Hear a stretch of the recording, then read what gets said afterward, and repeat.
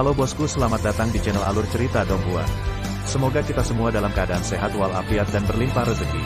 Saat ini Mimin ingin membagikan kembali alur cerita dari film Donghua, Legend of Martial Immortal, dan Mimin ingin mengingatkan bahwa konten ini full spoiler. Sebelum menonton jangan lupa subscribe, like dan komen ya. Oh ya, jangan lupa aktifkan juga notifikasinya biar nggak ketinggalan video terbaru. Tanpa basa-basi berlama-lama selanjutnya, yuk kita langsung saja dengarkan cerita terbarunya. Episode 1611 Kesedihan di Kaki Gunung Wuzi. Tidak mungkin, ini tidak mungkin. Melihat wajah yang familiar namun menjijikkan itu, Ye Chen melangkah mundur. Dia tidak percaya bahwa Feng Xian, yang dipenggal olehnya 100 tahun yang lalu, masih hidup, tersenyum ganas padanya. Butuh waktu 100 tahun penuh untuk menyelesaikan Phoenix Nirvana. Aku seharusnya berterima kasih padamu karena telah memberiku kekayaan yang menantang surga. Feng Xian berhenti dan menatap Ye Chen sambil tersenyum. Phoenix Nirvana. Tangan tua Ye Chen mengepal dan ada darah yang menetes dari antara tinjunya. Phoenix Nirvana, teknik abadi tertinggi dari keluarga Phoenix. Dia tidak pernah berpikir, dia juga tidak akan berpikir, bahwa Feng Xian mengambil langkah antara hidup dan mati 100 tahun yang lalu. Hari ini dia, jalan, darah, sumber dan harta karun, semuanya telah berubah, dan saya tidak tahu seberapa baik daripada di masa lalu. Teror dan kekuatannya sangat mengejutkan, Zhong Beisheng mungkin bukan lawannya di sini. Aku masih senang bertemu denganmu lagi, tapi keluargaku sangat merindukanmu. Feng Xian tersenyum, duduk dengan nyaman di singgasana, menatap Ye Chen dengan mata Phoenix-nya. Senyumnya, dengan sentuhan keganasan, dengan sentuhan kesuraman, membuat orang ketakutan dan gemetar. Ye Chen terhuyung-huyung, mungkin karena suasana hatinya sangat berfluktuasi sehingga energi kematian yang melekat di sekujur tubuhnya menjadi lebih tebal. Feng Xian masih hidup, tanpa diduga, membuat orang menggosok tangan mereka, dan hatinya yang damai juga bergolak. Artinya, dia tidak menagih hutang 100 tahun yang lalu. Baru hari ini dia benar-benar mengerti bahwa dia adalah orang yang mewarisi takdir langit dan bumi, dan akan selalu ada seseorang yang menyelamatkannya di saat krisis, dan bahkan jika dia meninggal, dia masih bisa menjadi nirwana. Bukankah itu sangat tidak berdaya? Feng Xian memegang dagunya dengan satu tangan, dan tertawa menggoda, memperlihatkan wajah jahatnya. Ye Chen terdiam, ekspresinya pucat dan tidak berdarah. Dia memang tidak berdaya, sangat tidak berdaya. Pada saat ini, tidak masalah jika dia diizinkan keluar, bagaimana dia bisa bertarung melawan Phoenix Immortal setelah Nirvana di alam manusia. Jangan khawatir, ada sesuatu yang lebih tidak berdaya untukmu. Feng Xian melirik bangau Raja Abadi di gunung yang dipaku. Bitch, ini semacam duel. Immortal King Kren mengutuk. Oh, kenapa kamu berbicara begitu kasar? Feng Xian tersenyum mempesona. Aku menakuti orang. Aku sangat jijik melihatmu.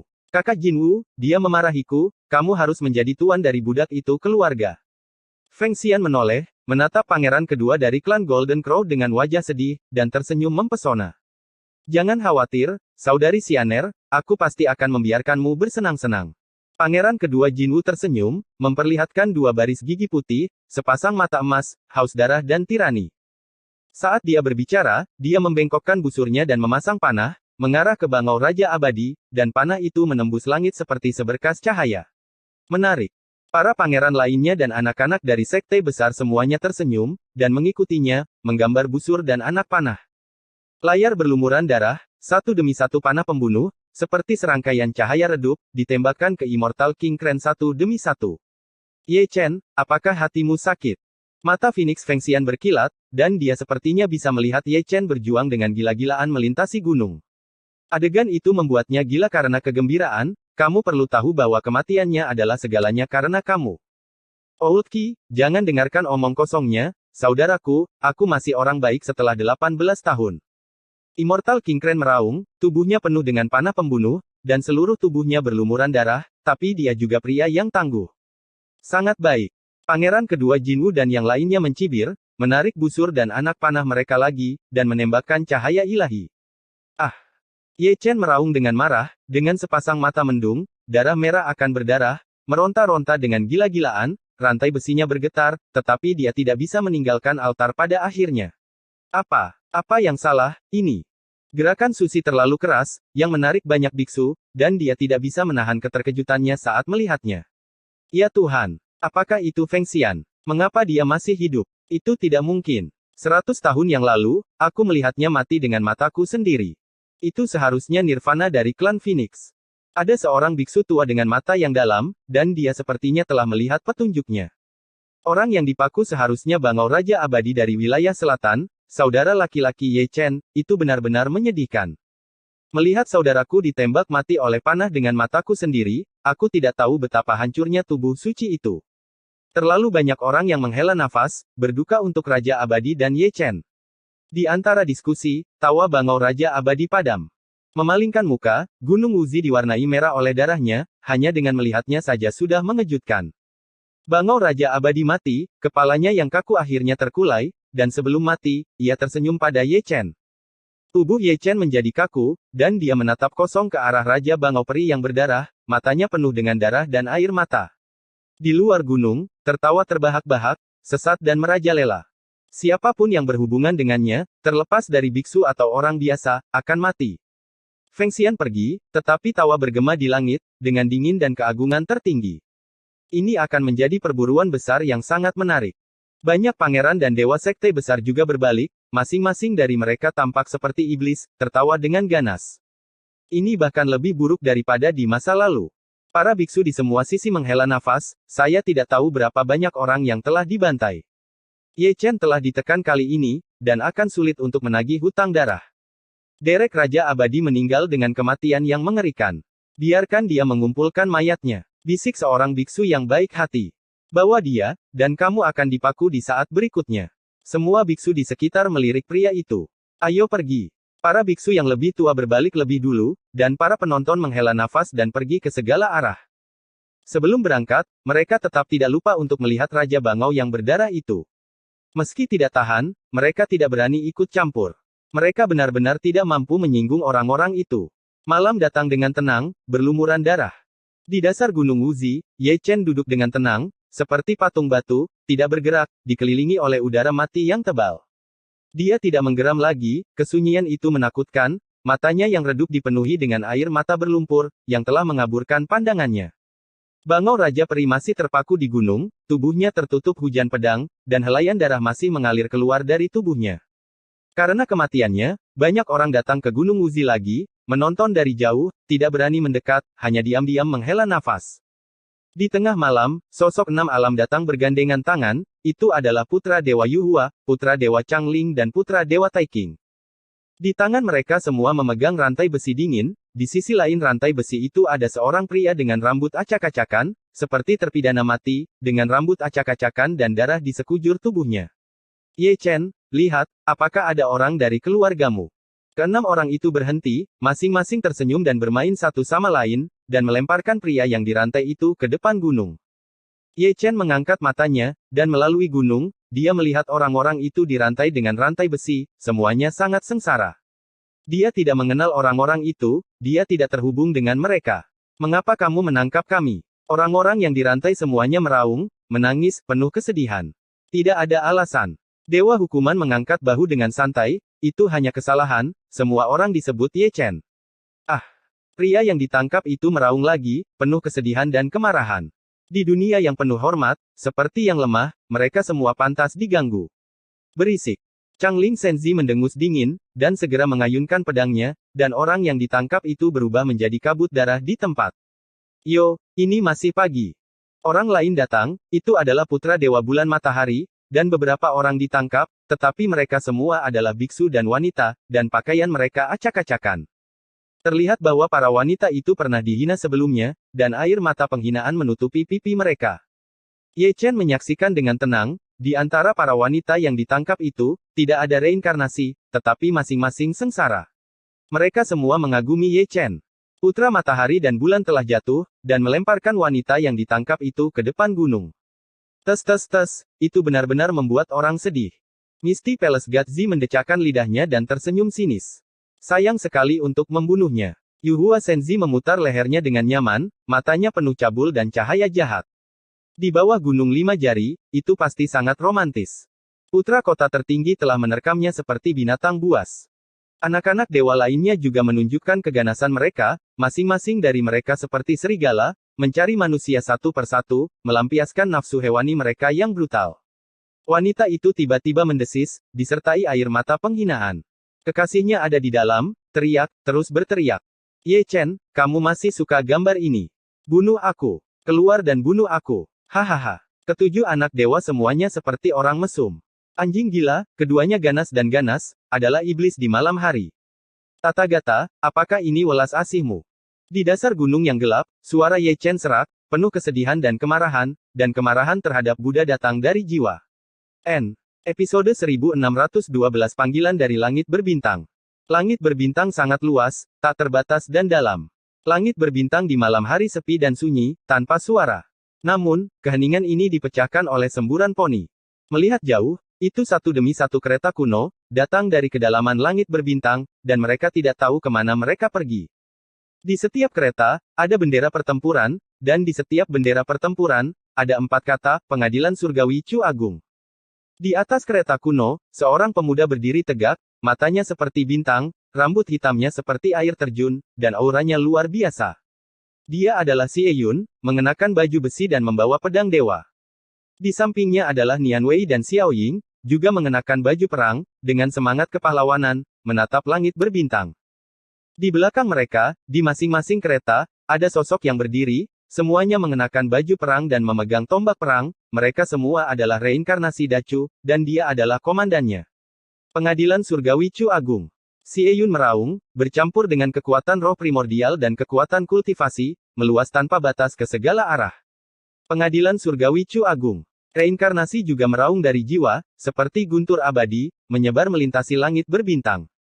Langit berbintang bergetar, dan kemanapun kereta kuno lewat, ada sosok yang bergabung dengan mereka, semuanya bereinkarnasi dari Great Chu.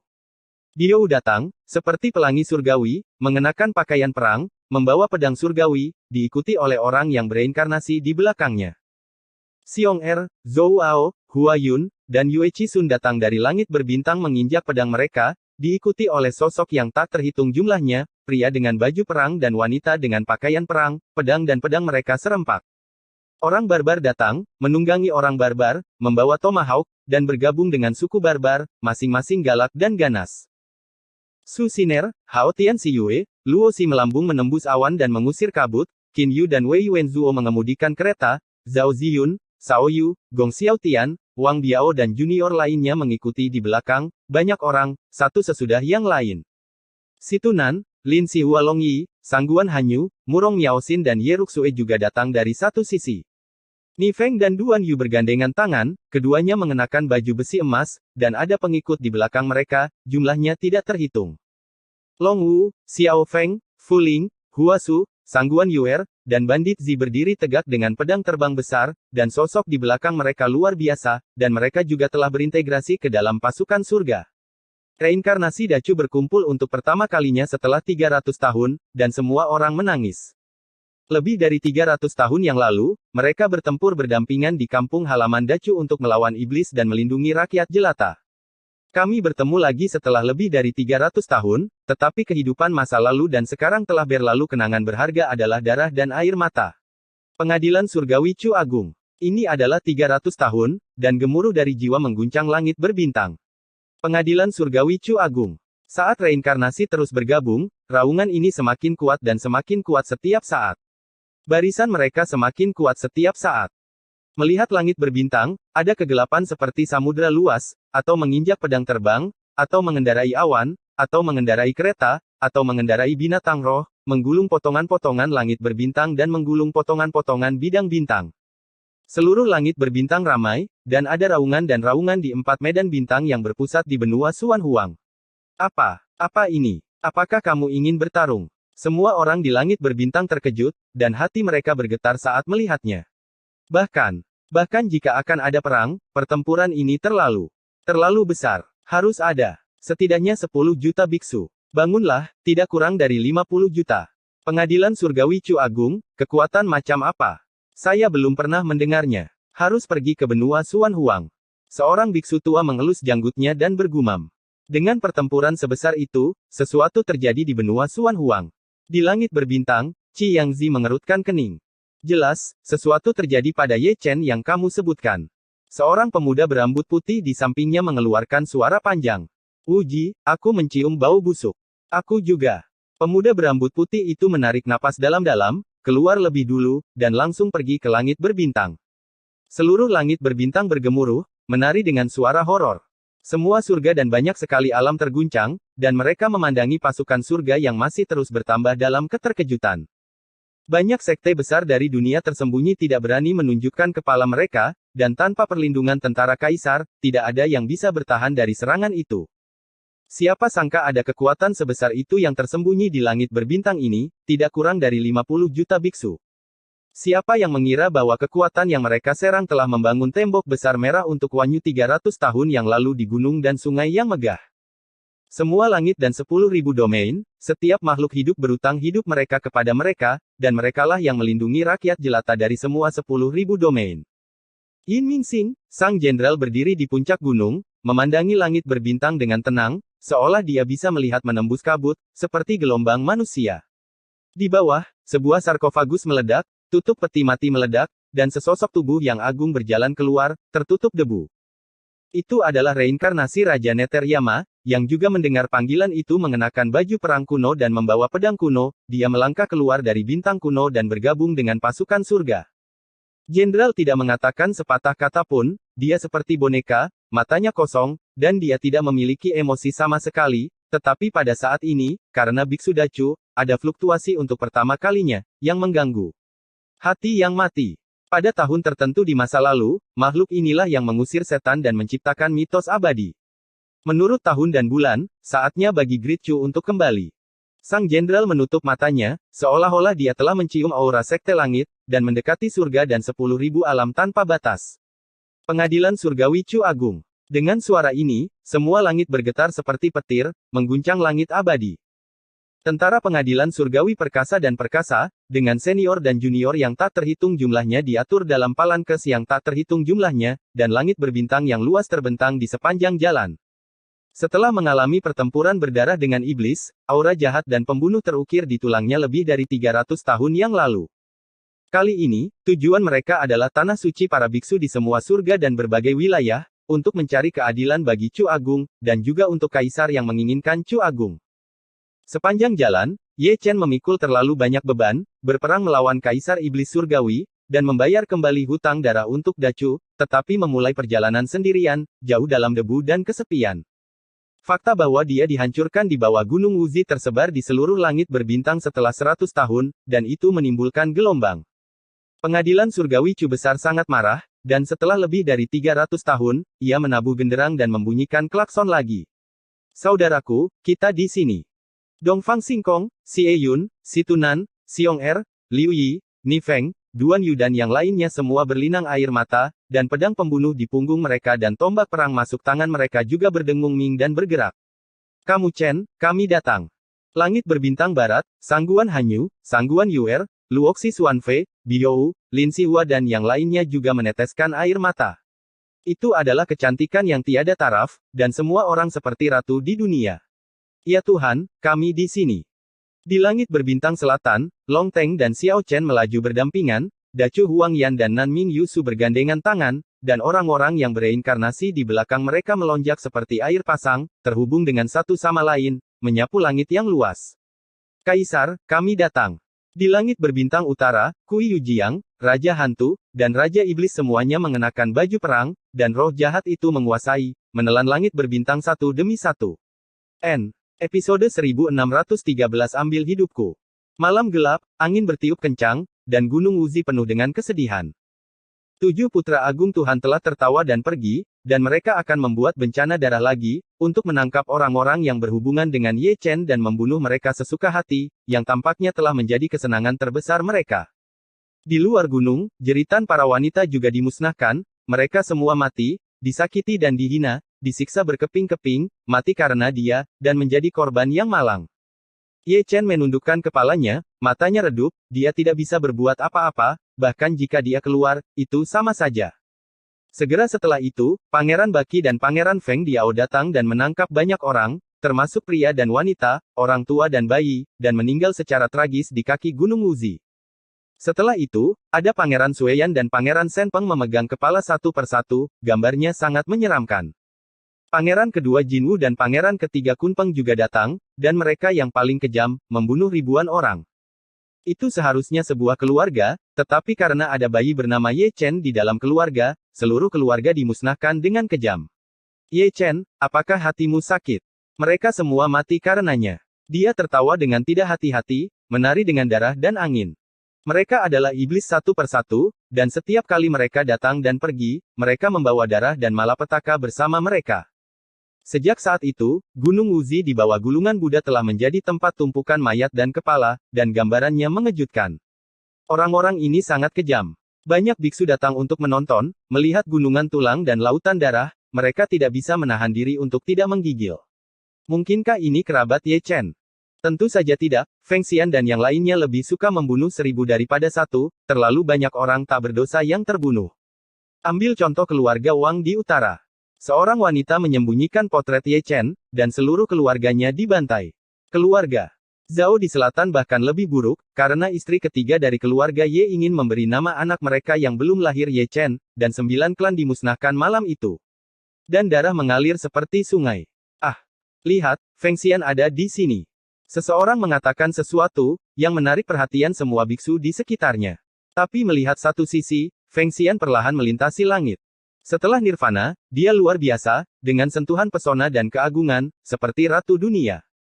Dia juga memegang rantai besi di tangannya, rantai besi itu terbagi menjadi 2, 2 menjadi 4, 4 menjadi 8, dan 8 menjadi 16.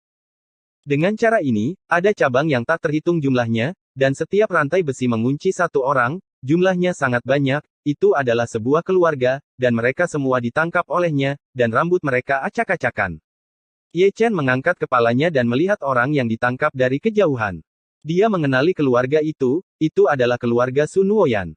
Bertahun-tahun yang lalu, dia menemukan Sun Woyan yang bereinkarnasi dan menyelesaikan krisis untuk keluarganya, tetapi tanpa diduga, dia ditemukan oleh Feng Xian, dan banyak dari mereka ditangkap.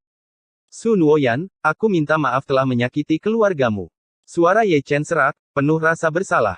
Ye Chen, kamu masih menyukai hadiahku. Feng Xianer melihat ke bawah gunung dengan senyum tertarik, butuh banyak usaha untuk menemukan mereka.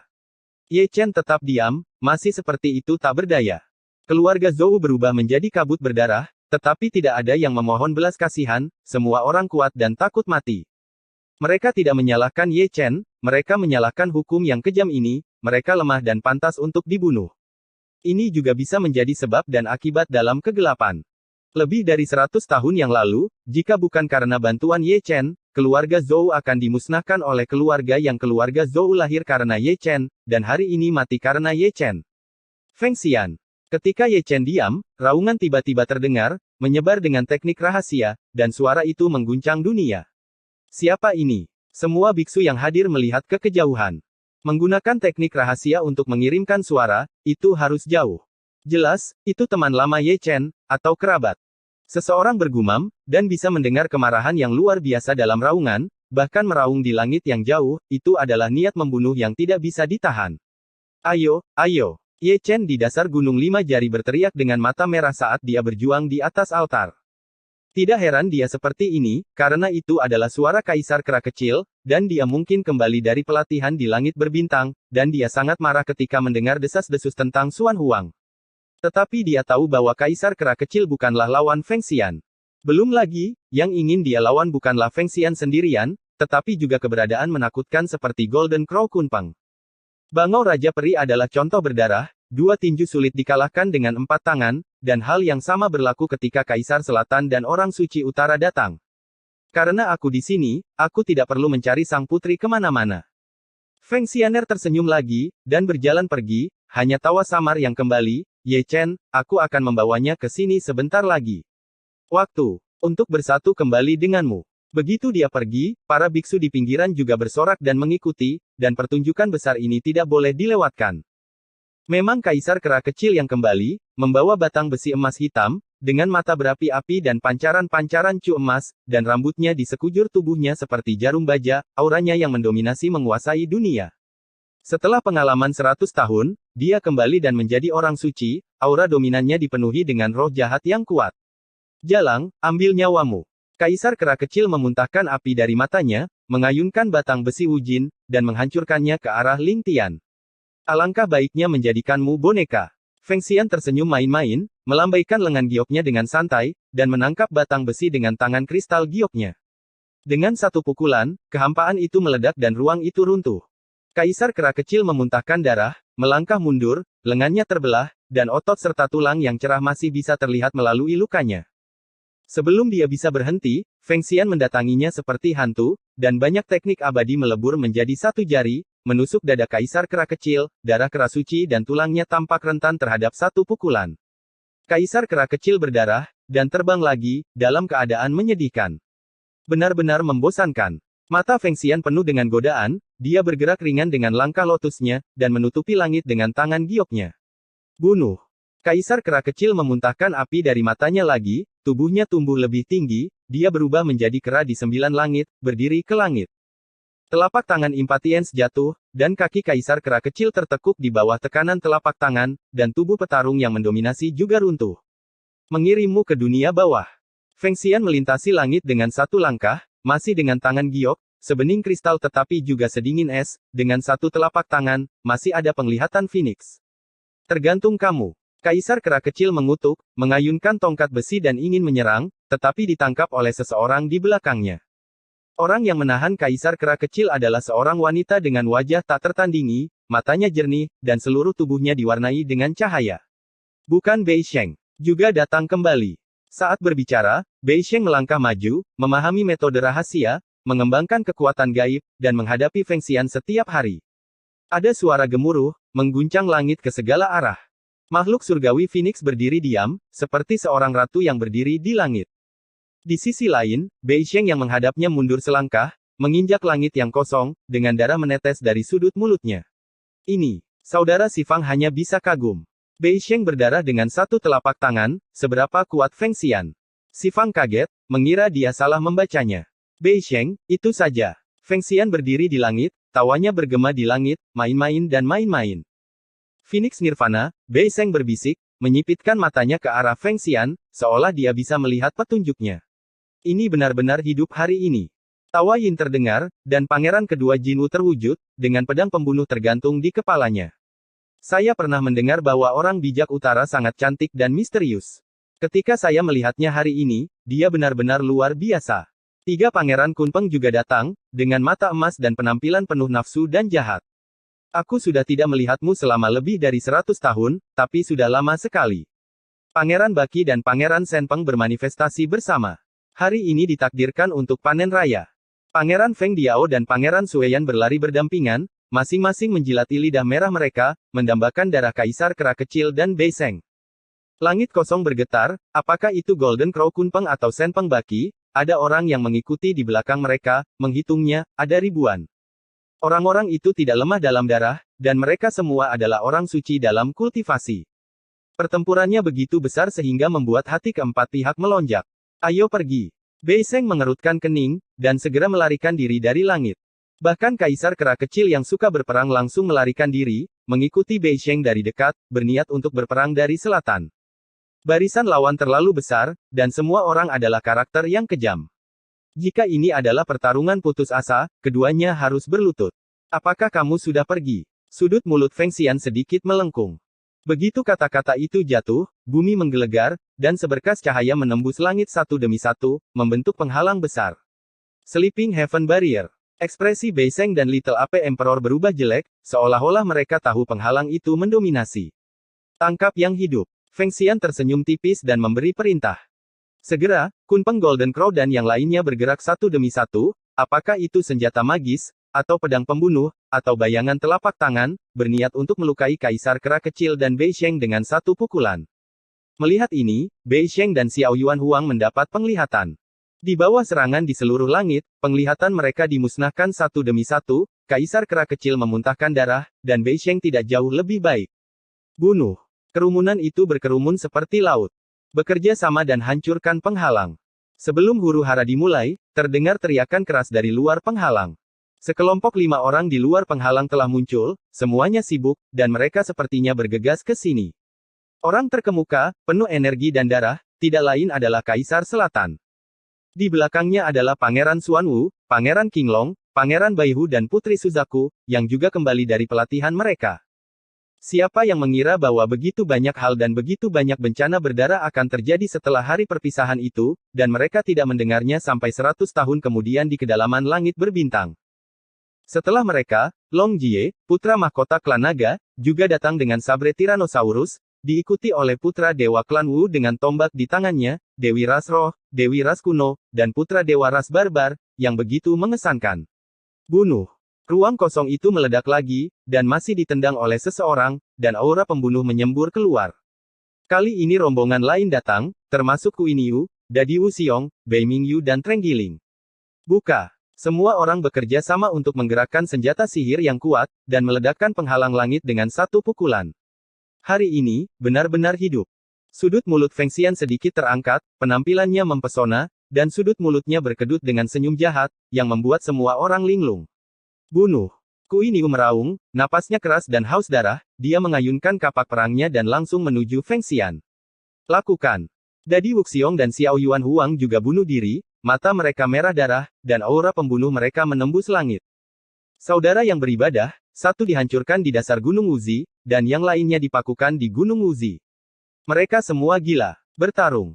Kaisar Selatan dan orang suci utara bekerja sama, memobilisasi kekuatan tempur puncak mereka, dan menyapu dengan telapak tangan, mengubah kerumunan menjadi kabut darah. Perang. Pangeran klan naga dan yang lainnya juga bergabung tanpa urutan tertentu, terlepas dari siapa mereka akan melakukan apapun yang mereka lihat. Hari ini, jangan pernah berpikir untuk pergi. Kunpeng Jinwu dan yang lainnya juga bergerak. Jumlah mereka sangat banyak, mereka memulai pertarungan tim. Perkelahian segera dimulai, dan pertarungan itu luar biasa. Biksu pinggiran berkumpul semakin banyak, dan juga mundur semakin jauh, kelompok orang luar biasa ini semuanya galak.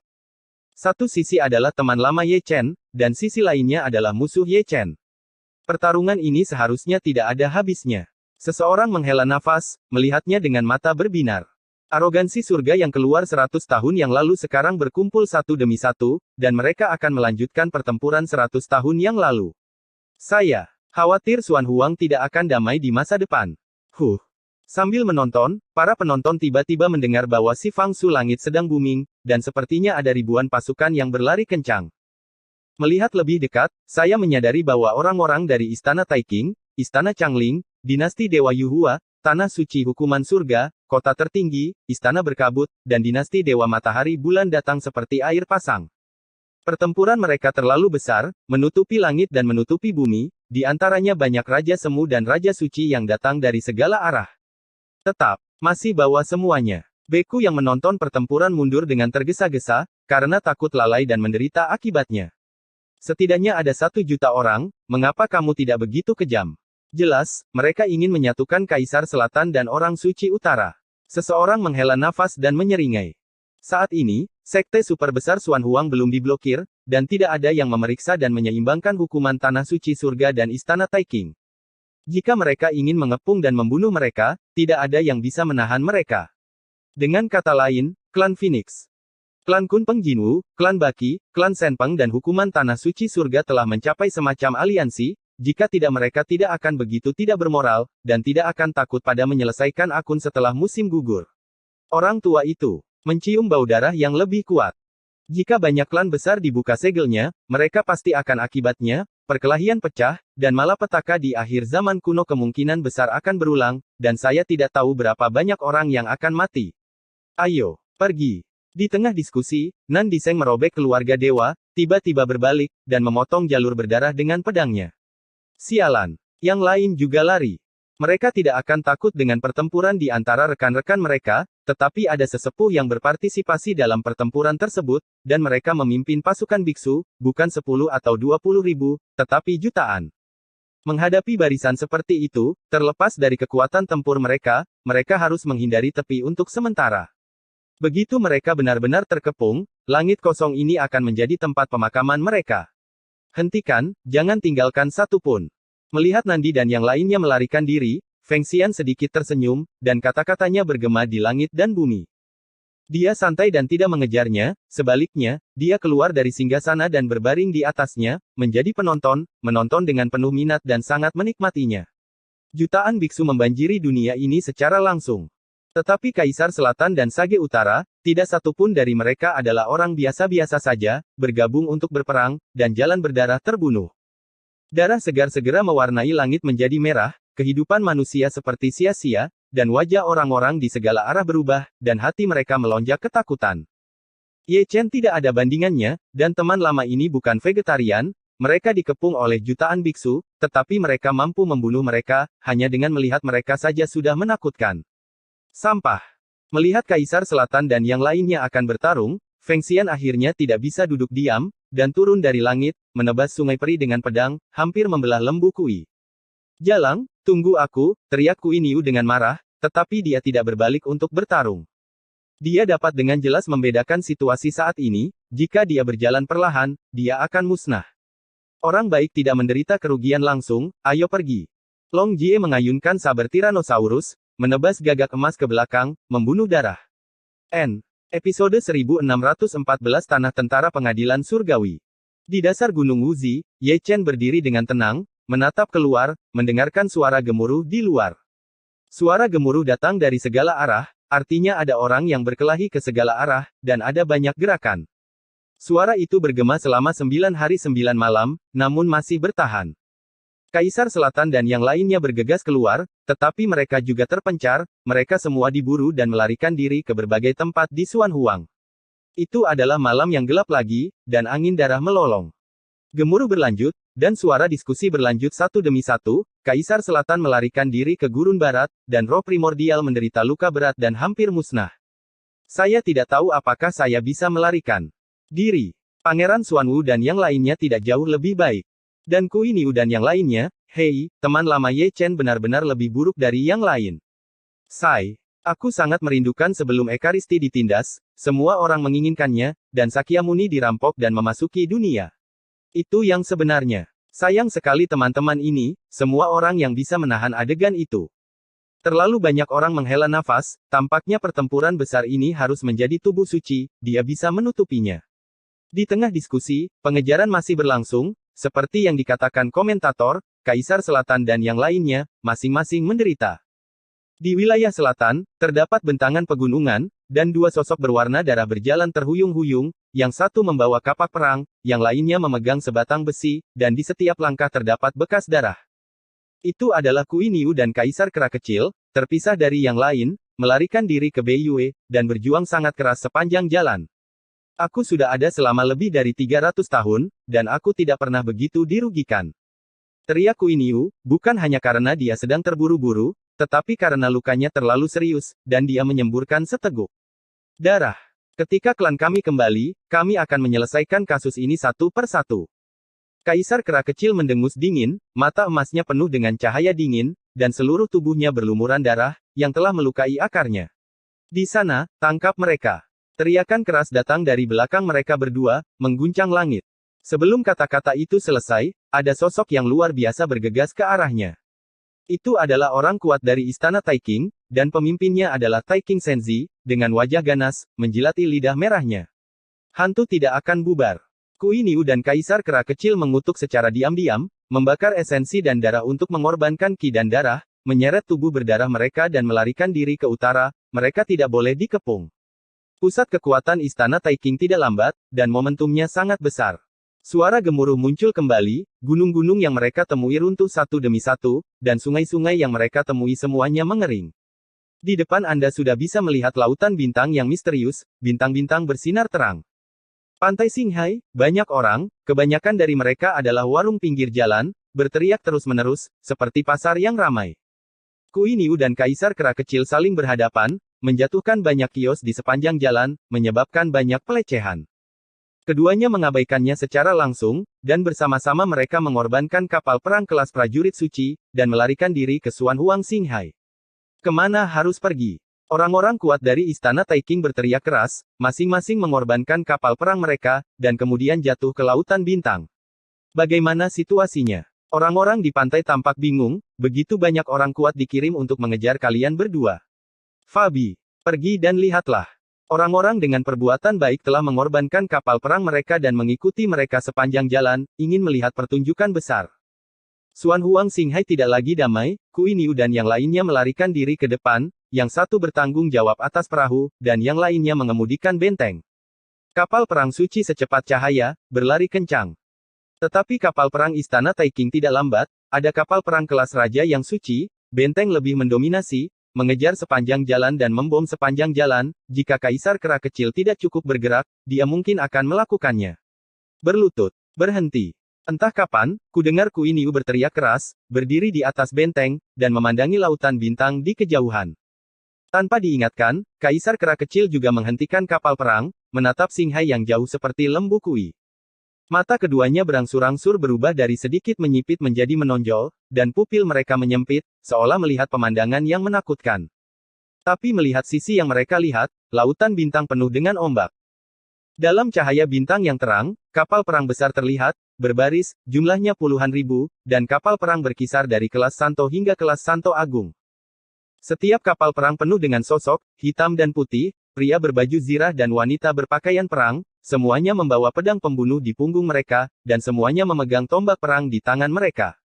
Di haluan kapal mereka, berdiri sebuah bendera pertempuran yang mengangkat langit, dengan 4 karakter besar terukir di atasnya, Pengadilan Surgawi Chu Agung. Aku, sialan ibuku. Kaisar Kera Kecil itu menatap dengan mata terbelalak, dan menelan seteguk air liur. Di mana? Di mana ada begitu banyak kapal perang, di mana ada begitu banyak orang, setidaknya 10 juta. Bahkan Kui Niu bertekad, matanya tegak karena terkejut, pertempuran itu terlalu besar. Saat keduanya dalam keadaan linglung, cahaya ilahi dari benteng formasi Istana Taikeng telah tiba, dan menghantam kapal perang mereka tanpa memihak. Setelah pukulan yang bagus, kapal perang itu dibombardir dan ditenggelamkan di tempat. Kui Niu dan Kaisar Kera Kecil sengsara, mereka masing-masing terbang keluar, jatuh ke lautan bintang tanpa urutan tertentu, berdebar-debar sebentar. Lari, lari lagi, pancing keluar. Di kapal perang Istana Taikeng, Dewa Taikeng menyeringai dan berteriak keras. Namun, perintahnya tidak dilaksanakan. Bukannya pembangkit tenaga listrik di Istana Taikeng tidak mendengarnya, tetapi mereka semua melihat ke sisi yang berlawanan dengan mata menonjol. Puluhan ribu kapal perang berbaris mendorong ombak sepanjang jalan. Melihat ini, Senzi Taikeng mengerutkan kening dan mengikutinya. Melihat ini, dia sangat ketakutan sehingga dia terhuyung-huyung beberapa saat, matanya juga menonjol, dan pupil matanya menyusut. Saat lain, kapal perang surgawi di sisi berlawanan meledakkan cahaya ilahi, dan menyapu lautan bintang sepanjang jalan, dengan kekuatan yang luar biasa. Segera, sebuah kapal perang di Istana Taikeng dibombardir dan tenggelam, dan sosok di atasnya jatuh ke lautan bintang satu demi satu. Terlalu banyak penipuan. Tetua Istana Taikeng berteriak dengan marah, "Kami milik Istana Taikeng, apakah kamu ingin memulai perang?" Begitu kata-kata itu jatuh, puluhan ribu menara kapal perang semuanya dihidupkan kembali secara kolektif dalam sekejap, menembakkan cahaya ilahi yang mendominasi pada saat yang bersamaan. Mundur, mundur cepat. Tetua Istana Taikeng memberi perintah untuk mundur seketika. Dia ingin menakut-nakuti lawan. Siapa sangka lawan lebih kuat dari yang dibayangkan. Lebih dari selusin kapal perang semuanya membalikkan busur mereka, dan batu sumber menumpuk dengan putus asa, dan semuanya melarikan diri dengan putus asa. Saya tidak tahu mengapa, tetapi mereka terbunuh dalam keadaan linglung, jika jaraknya tidak terlalu jauh, mereka akan musnah. Orang-orang yang datang untuk menonton pertunjukan mengejar mereka, tetapi mereka tercengang lagi ketika melihat kapal perang Taikeng melarikan diri. Tetapi ketika mereka melihat kapal perang Istana Taikeng, semua orang menunjukkan ketidakpercayaan dan keterkejutan. Di belakang, Kui Niu dan Kaisar Kera Kecil, yang masih menggedor-gedor air, telah meraup dan meludahkan air bintang di geladak. Satu demi satu, orang-orang di perahu mengepung mereka berdua, dan mereka mengira akan memukul mereka. Pemimpinnya adalah Xiao Chen, putra Raja Perang, dan dialah yang menyelamatkan Kui Niu dan yang lainnya, dan dialah yang memerintahkan penyerangan terhadap kapal perang Istana Taikeng untuk menyelamatkan Kui Niu dan yang lainnya.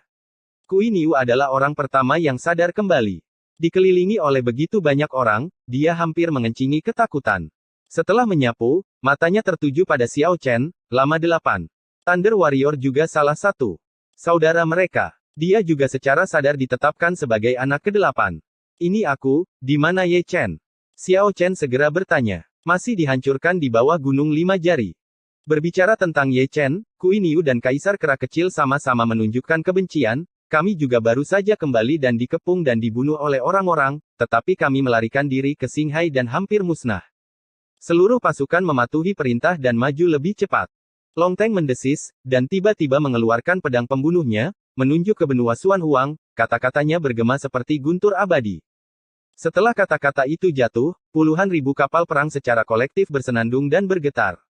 Setiap kapal perang diisi dengan pegunungan batu asal, yang meningkatkan kecepatan kapal perang terlepas dari biayanya. Kapal perang Istana Surgawi, megah, berbaris, mendorong ombak besar, dan masing-masing seperti dewa. Kui Niu berdiri, melirik Xiao Chen, dan kemudian memandang Xiao Chen, "Batua, mengapa kamu menemukan begitu banyak orang? Mereka semua dipimpin oleh Ye Chen." Xiao Chen berkata dengan ringan, aura pembunuhnya yang dingin bisa tidak akan terkandung. Semua dipimpin oleh yang ketujuh. Kaisar Kera Kecil dan Kui Niu terkejut, dan setelah 3 atau 2 detik, mereka memandang Xiao Chen dengan ragu, siapa yang ketujuh? Kaisar Chu, kata Xiao Chen. Pengadilan Surgawi. Great Chu. Kui Niu dan Kaisar Kera Kecil menggaruk-garuk kepala, memastikan mereka belum pernah mendengar kekuatan seperti itu. Mereka terkejut di hati mereka tidak tahu bahwa Ye Chen masih memimpin pasukan yang begitu mengejutkan. Lebih dari 10 juta biksu. Jika mereka dibantai di masa lalu, tanpa kekuatan prajurit kaisar, siapa yang berani menyesalinya? Segera, mereka berdua mendapatkan kepercayaan diri dan berdiri di haluan kapal, berteriak dengan putus asa, bunuh kembali. Tidak ada yang menanggapi teriakan mereka. Semua orang di Istana Surgawi meneteskan air mata, aura pembunuh dan roh jahat menari bersama, dan aura pembunuh tidak bisa lagi ditekan. Terdengar suara gemuruh yang konstan, dan kapal perang Istana Surgawi yang berlari kencang maju dengan kecepatan sangat tinggi, mengejar dan membunuh kapal perang Istana Taiking sepanjang jalan. Laut Bintang di wilayah selatan semarak, begitu pula 3 pihak lainnya. Apakah itu Laut Bintang Desolate Timur, Laut Bintang Beiyue atau Laut Bintang Gurun Barat, ada puluhan ribu kapal perang yang berbaris.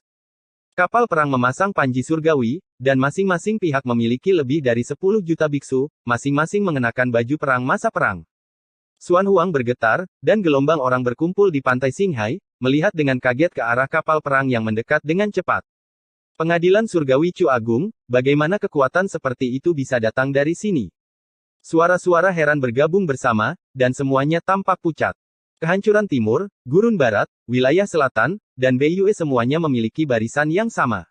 Tambahkan, setidaknya harus ada 50 juta orang akan melawan. Tidak peduli yang mana yang kamu lawan, selama tidak ada tentara kaisar yang bertanggung jawab, tidak ada yang tahan, dan lawan memiliki terlalu banyak orang. Pengadilan Surgawi. Chu Agung. Dong Huang Xinghai, Si Yun, Si Tunan, Xiong Er, Liu Yi, Ni Feng dan yang lainnya mendarat lebih dulu, mengumpulkan kapal perang, mengorbankan kereta, dan menggerakkan dunia seperti gelombang hitam, langsung menuju Zhongzhou. Pengadilan Surgawi Chu Agung. Simo Xinghai, Sangguan Hanyu, Sangguan Yuer, Luoxi Xuanfei, Biou, Lin Sihua memimpin pasukan untuk mendarat sesudahnya, dan masing-masing menginjak pedang terbang, menyapu langit, dan membunuh Zhongzhou. Pengadilan Agung Chu Surgawi. Xinghai Selatan, Long Teng dan Xiao Chen juga mendarat, memimpin pasukan pengadilan surgawi, berteriak dan membunuh, dan mengendarai monster roh menuju Zhongzhou. Pengadilan Agung Chu Surgawi. Beiyue Xinghai, Kui Yujiang, Raja Hantu, dan Raja Iblis memimpin pasukan untuk membunuh Xuan Huang, membubung menembus awan dan kabut, menutupi langit dan bumi dalam kegelapan. Menghadap ke langit, 4 pasukan pengadilan surgawi, lebih dari 50 juta biksu, seperti 4 samudera yang gelap gulita, berbondong-bondong dari kehancuran timur, Simo, wilayah selatan dan pegunungan utara benua Xuan Huang ke Zhongzhou, dan tujuan mereka adalah Gunung Wuzi. Episode 1615 50 juta berlutut bersama. Pengadilan Agung Chu Surgawi. Suara ini menimbulkan sensasi di Xuan Huang, dan semua orang yang mendengarnya gemetar. Di bagian bawah Gunung Wuzi, Ye Chen, yang terkubur di kepalanya, tanpa sadar mengangkat kepalanya, matanya yang redup berkedip-kedip. Dia menatap kosong keluar gunung, dan kata-kata, Dacu Tianting, bergema tanpa batas, yang merupakan raungan dari jiwa. Setelah lebih dari 300 tahun, dia mendengar nama ini lagi di negeri asing, yang membuatnya menangis, dan membuat darahnya yang telah diam selama 100 tahun mendidih. Itu mereka. Matanya dipenuhi air mata, seolah-olah dia bisa melihat kerabat Dacu, mereka, melintasi jarak yang tak terhitung jumlahnya. Dari mana suara ini berasal? Feng Xian berdiri di singgasana Su Tianwang di luar gunung, mengerutkan kening dan melihat sekeliling. Sekelompok besar biksu telah mendarat di Xuan Huang dari Xinghai. Pangeran kedua Jinwu datang dari jauh, dan sepertinya telah mendengar berita itu, dan datang untuk melaporkan berita itu. Besar, seberapa besar? Feng Xian tidak bisa membantu mengangkat alisnya. Lebih dari 5.000, kata pangeran kedua Jinwu segera. Lebih dari 5.000, beraninya kau menyebutnya pasukan biksu. Pangeran ketiga Kunpeng di sampingnya tertawa geli. Ini lebih dari 50 juta. Jumlah ini cukup. Pangeran kedua Jinwu melirik pangeran ketiga Kunpeng. Begitu kata-kata ini keluar, Kunpeng hampir jatuh ke langit karena terkejut. Tidak hanya dia kaget, Feng Xian juga kaget, lebih dari 50 juta biksu, berapa jumlahnya, tersebar di kehampaan bumi, dan ujungnya mungkin tidak terlihat sekilas. Bagaimana bisa ada pasukan biksu yang begitu besar? Pangeran Baki dan yang lainnya memandang pangeran kedua Jinwu, apakah kamu tahu kekuatan keluarga mana itu? Aku tidak tahu bagaimana mendengarkan. Itu adalah Great Chu Pengadilan Surgawi. Pengadilan Surgawi Chu besar. Semua orang mengerutkan kening dan saling memandang. Mereka belum pernah mendengar kekuatan ini dalam ingatan mereka. Kami datang, 50 juta orang sedang menuju Zhongzhou. Ketika semua orang mengerutkan kening, Chang Ling Senzi berlari bahkan berebut, dan wajahnya menjadi pucat karena kaget. Datanglah ke Zhongzhou. Dewa hukuman menyipitkan matanya sedikit, dan tanpa sadar melirik Wu Zishan, mereka tidak mungkin orang-orang Ye Chen. Mereka datang untuk menyelamatkannya. Dia akan menjadi begitu besar. 5.000 kultivator Wan, kamu terlalu memikirkannya. Jinwu mencibir. Tapi bagaimana jika itu benar? Dalam pertempuran saat ini, kemungkinan ini tidak dikesampingkan. Kata-kata Misty Gatsan membuat hati mereka yang hadir bergetar hebat. Jika demikian, maka identitas Ye Chen akan sangat menakutkan sehingga melibatkan lebih dari 50 juta biksu untuk menyelamatkannya. Benar atau tidak, kita akan mengetahuinya nanti. Feng Xian mendengus dingin, mundur dengan satu langkah, dan menghilang ke dalam kehampaan. Meskipun pipinya diselimuti embun beku, dia tidak bisa menyembunyikan kepucatannya, dan firasat yang sangat buruk muncul secara spontan, dan firasat buruk itu membuat hatinya bergetar. Jinwu Kunpeng dan yang lainnya juga melarikan diri satu demi satu, mencari tempat untuk menatap Gunung Wuzi, dan juga ingin melihat apakah 50 juta biksu datang ke Zhongzhou untuk menyelamatkan Ye Chen. Pengadilan Surgawi Chu Agung. Pasukan pengadilan surgawi meraung sepanjang jalan, dan dengan guntur, gunung dan sungai hancur. Pertempuran itu begitu hebat sehingga para biksu yang berkeliaran di luar bersembunyi di kota kuno, karena takut ditelan secara tidak sengaja, dan bahkan orang bijak yang agung tidak berani menunjukkan kepalanya. Itu adalah 4 samudera yang gelap gulita, menutupi langit dalam kegelapan, dan tanah ini telah kehilangan cahaya yang seharusnya. Kekuatan macam apa orang ini? Tembok kota kuno penuh dengan orang, melihat dari kejauhan, bahkan suara mereka bergetar. Tuhan tahu, pasukan lebih dari 50 juta biksu memiliki gerbang domain teleportasi mereka sendiri, dan susunan teleportasi tidak berguna. Ye Chen. Tidak yakin, tapi kami akan segera mengetahuinya. Lihat ke belakang dan ikuti, aku harus pergi dan melihat ke sini. Banyak cultivator es pemberani telah meninggalkan kota kuno satu demi satu, mengikuti mereka dari kejauhan, tidak berani terlalu dekat. Di bawah perhatian semua arah, pasukan pengadilan surgawi yang datang dari Beiyue di kehancuran timur, Mo Barat, dan wilayah selatan memasuki Zhongzhou tanpa urutan tertentu. Mereka tidak berhenti berjalan, mereka langsung pergi ke Gunung Wuzi di tengah, dan aura pembunuh yang dingin membuat dunia membeku sedikit demi sedikit, dan udaranya diam. Setelah tentara surga, ada juga sekelompok orang yang mengikuti, meskipun 80% yakin bahwa 50 juta orang ada di sini untuk Ye Chen, mereka masih ingin pergi dan melihat. Memang benar sesuatu terjadi pada Ye Chen. Di puncak gunung, Qi Yangzi dan Wu Jizi berambut putih sepertinya berdiri, dan mereka sepertinya bisa melihat Gunung Wuzi melalui kabut. Badai berdarah tidak bisa dihindari. Wu Jizi menghela nafas, jika orang-orang di Dacu itu menjadi gila, seluruh surga dan segudang alam akan berubah menjadi gunung tulang. Ayo pergi ke lembah Phoenix dulu. Qi Yangzi segera berbalik. Omong kosong apa, Feng Huang telah berada di Xuan Huang selama lebih dari 100 tahun, jadi dia tidak tahu apa-apa tentang dunia luar. Di matanya, Tai Suzi selalu menjadi satu-satunya. Wu Jizi menggelengkan kepalanya tanpa daya, bahkan jika dia meninggalkan bea cukai, dia tidak bisa menghentikannya. Malapetaka surga akan datang. Pengadilan surgawi Chu Agung. Deru dari Zhongzhou, penuh kekuatan sihir tak terbatas, terbuka ke segala arah. Saya tidak tahu kapan, suara menderu dan menderu menghilang. Tentara pengadilan surgawi telah tiba di Wuzishan, dengan Wuzishan sebagai pusatnya, satu orang PERMETER, dan formasi biksu yang rapi, meliputi langit dan bumi 100.000 mil. Melihat ke bawah ke langit, ada tirai awan hitam yang menutupi langit dan daratan sejauh 100.000 mil. Mereka semua membawa pedang di punggung mereka dan memegang tombak di tangan mereka.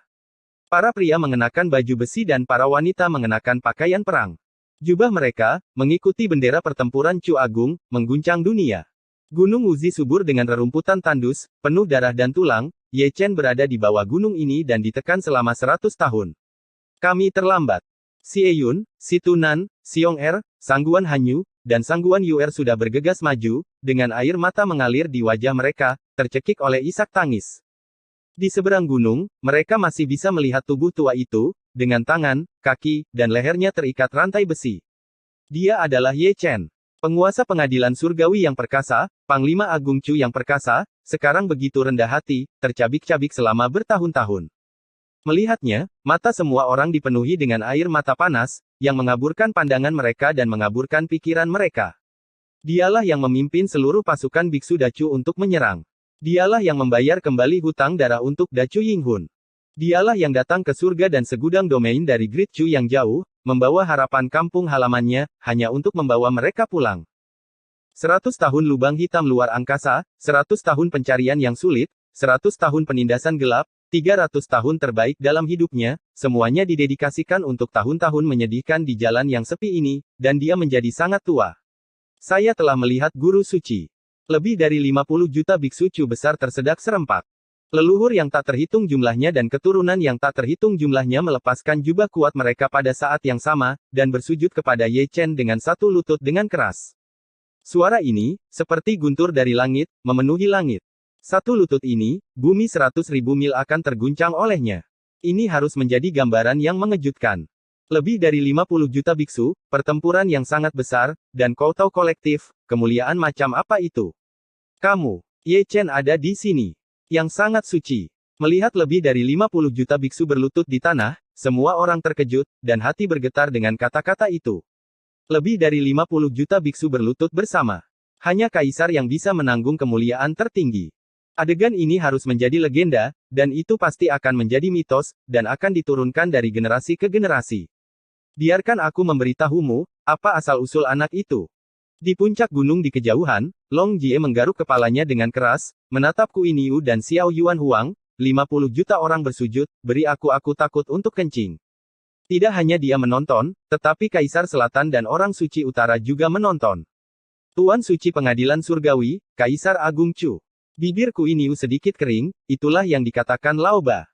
Tuan Suci Pengadilan Surgawi, Kaisar Agung Chu Seng, juga saling memandang, dan kemudian menggelengkan kepala mereka. Tidak mungkin. Di puncak gunung lebih jauh, banyak musuh Feng Xian, Jinwu Kunpeng, dan Ye Chen semuanya pucat, tidak dapat menerima kenyataan ini. Mereka tidak tahu siapa Ye Chen, dan mereka mungkin membuat 50 juta biksu bersujud secara kolektif, berpikir dengan pantat mereka juga tahu betapa menakutkannya identitas dan asal-usul Ye Chen. Mereka takut, dan hati mereka tidak bisa menahan gemetar. Baru pada saat ini mereka benar-benar memahami keberadaan seperti apa yang telah mereka sakiti, salah satu perintahnya sudah cukup untuk membuat darah mengalir dari seluruh dunia. Di dasar Gunung Wuzi, tubuh tua Ye Chen sudah gemetar, wajah dan janggutnya basah oleh air mata. Sudah lebih dari 300 tahun, tetapi dia tidak menyangka pengadilan surgawi masih akan mengingatnya, jadi dia tidak ragu untuk melintasi medan bintang dan datang ke Xuan Huang karena alasan ini. Pada saat ini, meski dia dikelilingi oleh energi kematian yang kuat, jiwanya tampak sedikit lebih muda. Dia akhirnya bertahan sampai saat ini, tidak ditelan oleh tahun-tahun, sampai hari ketika istana surgawi bersatu kembali. Ini seharusnya bukan kuburanmu. Si Tunan mendesis, dan menghancurkan batu nisan Ye Chen yang berdiri di kaki gunung dengan telapak tangannya. Boom, hancurkan gunung Wuzi sialan ini. Xie Yun sudah menyeka air matanya dan meraung gila. Setelah kata-kata itu jatuh, dia mengangkat tangannya ke langit dan mengerahkan asalnya. Seperti dia, 50 juta biksu di surga tiba-tiba berdiri, mengangkat tangan, dan mengarahkan jari ke langit. Tetapi melihat bahwa masing-masing telapak tangan mereka dikelilingi oleh cahaya ilahi, itu adalah sumber kekuatan dan landasan kultivasi. Di bawah perhatian empat arah, satu demi satu cahaya ilahi melonjak ke langit, berkumpul di langit, dan berkumpul menjadi lingkaran matahari. Segera, langit runtuh, langit meledak, dan menjadi gelap gulita, hanya menyisakan matahari yang cerah. Ibarat putaran matahari yang terik di hari kiamat, cahaya apapun di dunia, di depannya, redup hingga tak berwarna. Itu terlalu besar, seperti gunung raksasa 8.000 zang, memaksa dunia dan menakuti dunia. Keempat biksu, dengan kaki ditekuk, mau tidak mau berlutut, paksaan matahari membuat dunia bergetar. Kaisar Semu, yang tersembunyi di dunia, juga merasakan tekanan, dan ekspresinya ketakutan, bahkan jika mereka adalah mereka, mereka tidak akan bisa menangkap matahari. Itu terlalu mendominasi, satu serangan dari 50 juta biksu yang dikumpulkan dari sumber aslinya sudah cukup untuk menghancurkan Kaisar Semu dalam sekejap. Pukul. Dengan 50 juta biksu surgawi berteriak serempak, matahari jatuh dari langit. Terlihat bahwa di mana ia lewat, langit runtuh sedikit demi sedikit, dan banyak penglihatan tentang keheningan terjalin dan menari bersama. Tampaknya segala sesuatu di dunia akan menjadi abu dan ketiadaan di bawah kekuatan penghancurnya. Semua orang mengangkat kepala dan tidak mengalihkan pandangan, hanya untuk melihat matahari, di mata mereka, diperbesar tanpa batas.